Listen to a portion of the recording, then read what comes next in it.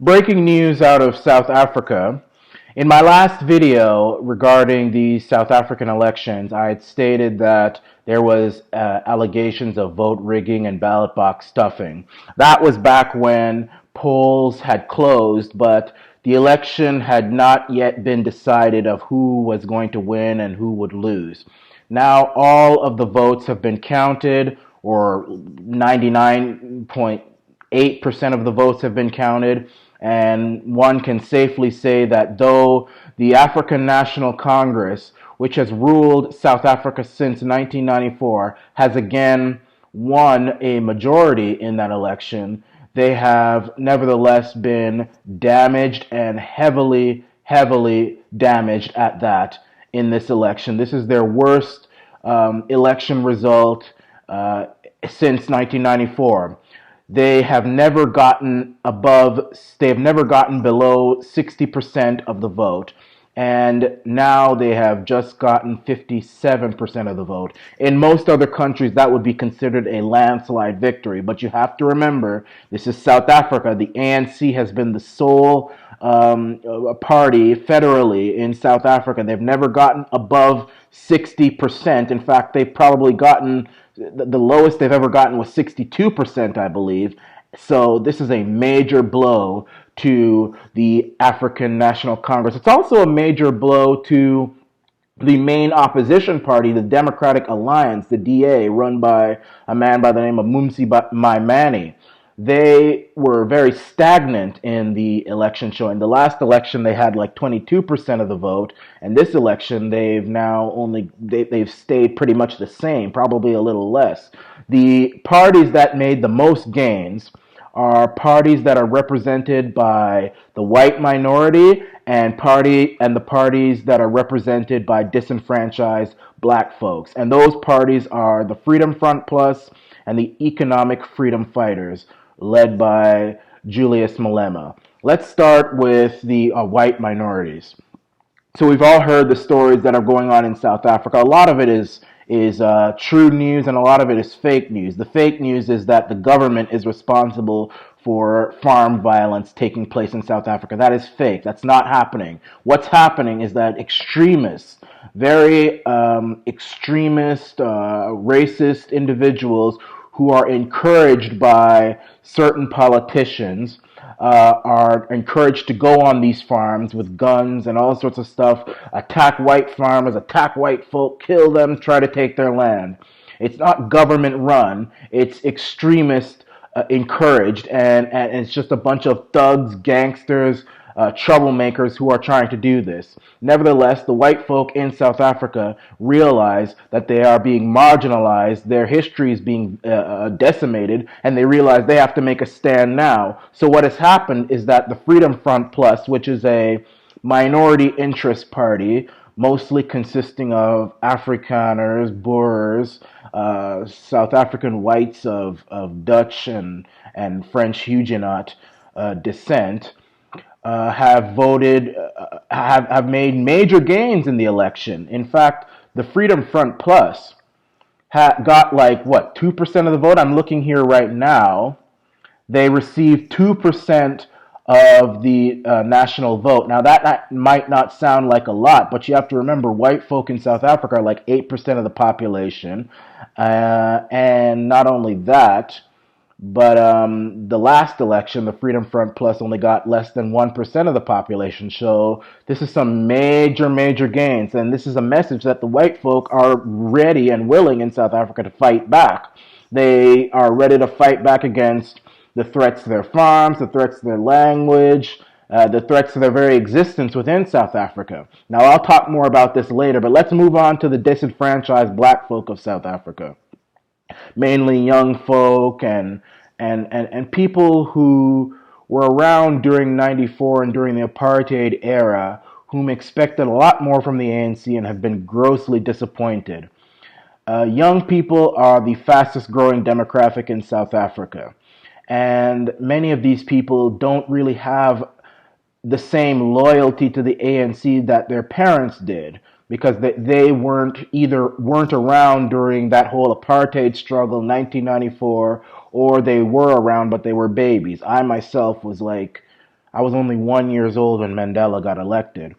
So I would be, if I was in South Africa, I'd be considered one of those people who really doesn't have the same interest or loyalty to the ANC. They are much more mature and democratic in their mindset of the ANC. And what they have come to the determination, their determination of the ANC is that despite all the provinces, black folk are much poorer, much worse off in South Africa than ever before. In fact, many have said that black folk economically are worse off under the ANC than they were under apartheid. Can you imagine that? Worse off under the leadership of your own kind than you were under the white supremacist, racist, hell-bound individuals of the National Party. Botha, Foster, Verwoerd, Stridham,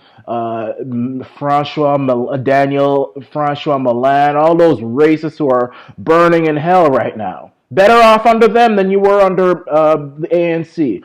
And they've seen the ANC just involved in all sorts of corruption and all sorts of stuff. So what they have done is they have abandoned the ANC en masse. They're punishing the ANC, and they're flocking towards the economic freedom fighters led by Julius Malema. He is a left-wing populist. I would call him, I wouldn't even call him the black Bernie Sanders. I would actually call him the black left-wing version of Donald Trump. What you have to understand about Malema, and I'm talking to white folk here who live abroad, who don't live in South Africa. You know, many people call Donald Trump racist, and most of those people are, well, a lot of white folk call him racist, but a lot of non-whites will say he's racist and all this stuff, and you will turn around and say, well, no, he's not racist. He just wants to look after America first, and he's a populist and all this sort of stuff. I wouldn't call him a racist, but a lot of people who are not white and who are white would call him a racist. It's the same thing with Julius Malema. A lot of white folk call him racist. A lot of white folks say he is racist, he hates white folk, he's this and that, and the people who support him would say, hey, no, he ain't racist. He just wants to he just wants to make sure that the black folk who have been disenfranchised for many, many years get a fair shake. They're not getting it from the ANC. We can all agree on that. They're not getting it from the ANC. And he is going to deliver that for them. Now, I will concede that he has made some very controversial statements and bordering on racist statements. He has sung many songs which are racist, just like Donald Trump has made some controversial statements. Many of these statements are made in anger. Many of these statements are slip of the tongue, political correctness. But the thing is I think that Malema is just somebody who in his younger years, before being a leader of a now serious party, was a very angry individual who has probably matured and who I would call the black left-wing version of Donald Trump. Someone who's very politically correct, someone who doesn't mince his words, and somebody who's not going to apologize if somebody takes offense to something he has said or done.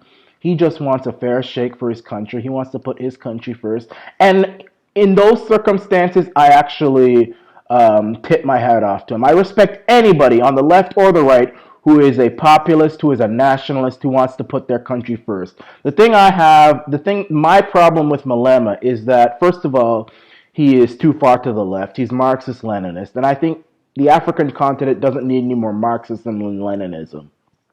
That has not worked for Africa. It has not worked for Zimbabwe. It's not worked for Ghana. It didn't work. It's not worked for any African country that's brought that in. It's not worked. This Marxist-Leninism stuff has not worked. It's made Africa poorer, more down and out, enslaved to China, and dependent on China, and it's not working. It's not going to work. Another thing I don't like is he is one of the main individuals who is calling for the distribution of land without compensation, the land grab without compensation. And he's one of those who is, in the beginning, he was encouraging people to go on white farms and take it. You need no permission from anyone to take it. It's your land.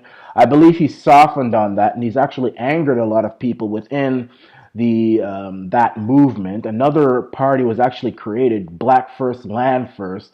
It was created because they thought Malema was too soft on this issue. I'm not for that. I don't support that. Now, I understand why people would think that that's a good idea because the land is illegally occupied by whites and all this sort of stuff. But then you would have to turn around and say that the black people in South Africa, they're not the first ones on South African soil either.